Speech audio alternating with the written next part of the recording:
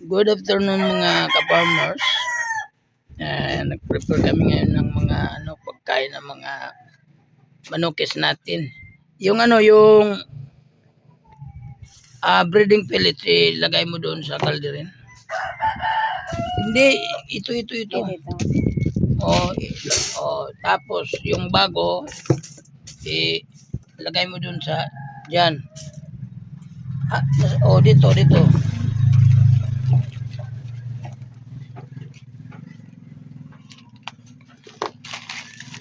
Dito sa Ano to eh? sa plastic.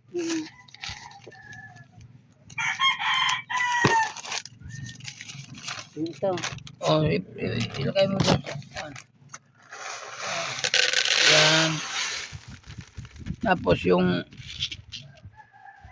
luma, ilagay mo sa ibabaw niya. Yan.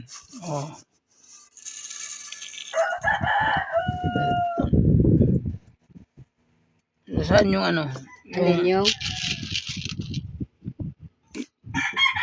Yung ito? Hindi, yung luma ba? Saan ito yung... nga, inano ko na sinama ko na. Hindi, yung sa Inerton. Ay, sa Inerton.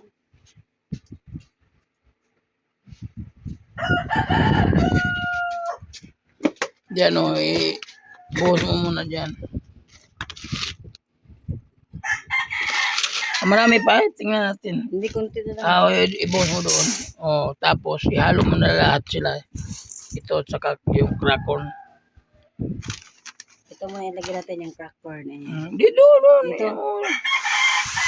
Tsaka yung Inerton. Lagay mo dyan. Di, sama mo na itong Inerton. Itong bago. Sige.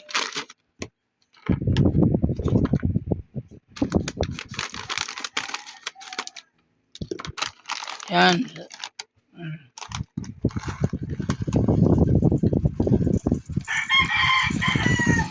Haluin mong maigi. Yung halong-halo. Talaga.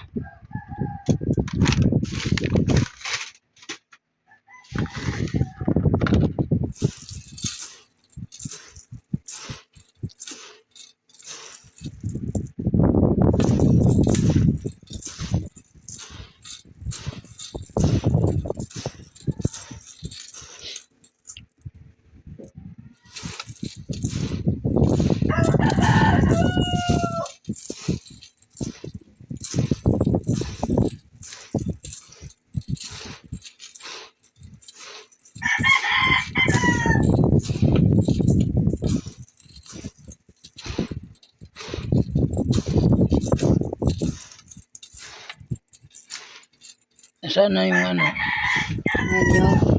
plastic nila? Ilagay mo. Ito ilagay yan. Dyan. Ilagay mo. Lagyan natin yung pagkain ng mga manokis natin. Tama na yan.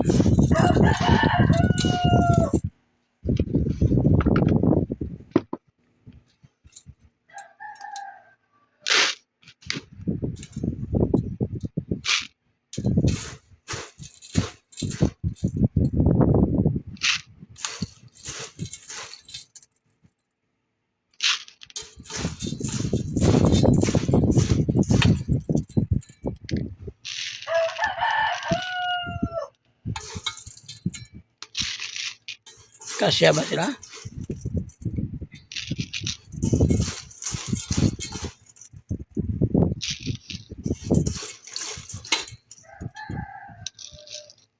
Hindi kasya? Hindi. Kumuha ka na ng isang sidlan.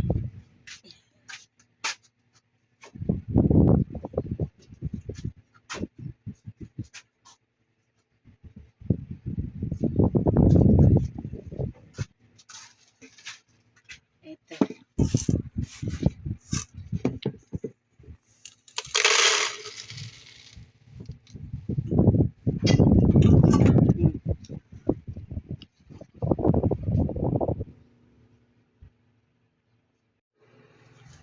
Ito nga palang breeding pellets.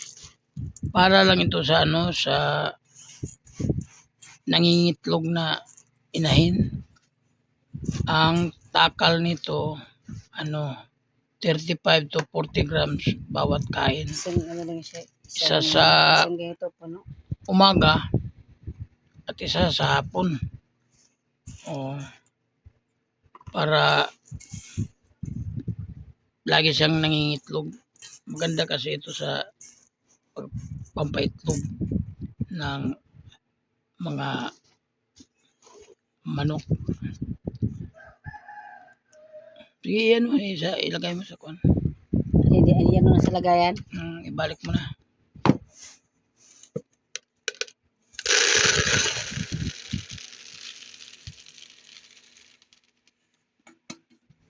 Ito ang pagkain ng ano nung tornado hats ko na nangingitlog na. May 8 itlog na siya. 8 araw nangitlog na siya ng 8. Siyam na araw may interval na isa. Kasi yung manok mula na nangitlog siya bilang ka ng 25 hours bago siya muling mangitlog o higit pa. Hindi yan nangitlog ng 24 hours lang.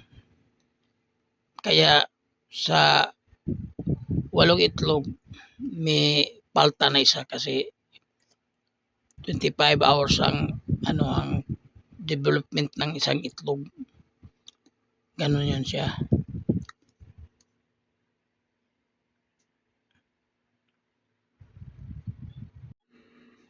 Ito naman ay inirto na pang maintenance sa manok mo habang hindi pa sila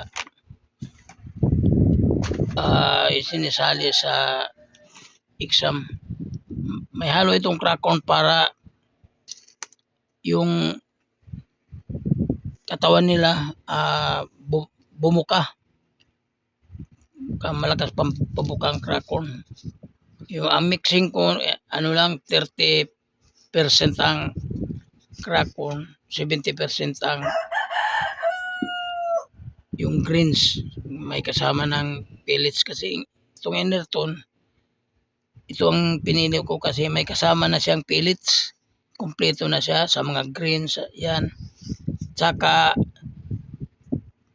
nakaprocess ito. Pinag-aralan nila ito na maganda para sa maintenance. Hindi na kailangan pang tayo ang mag-imbento ng pagkain ng manok. Kasi yung manufacturer nito, alam na alam nila kung ano ang pagkain na para sa maintenance. Kasi may mga procedure naman tayo pag nagsasali na tayo sa exam. May mga 21 days conditioning o ano-ano pa diyan mga kuan. Basta kahit sa maintenance nila, ito lang ang binibigay ko.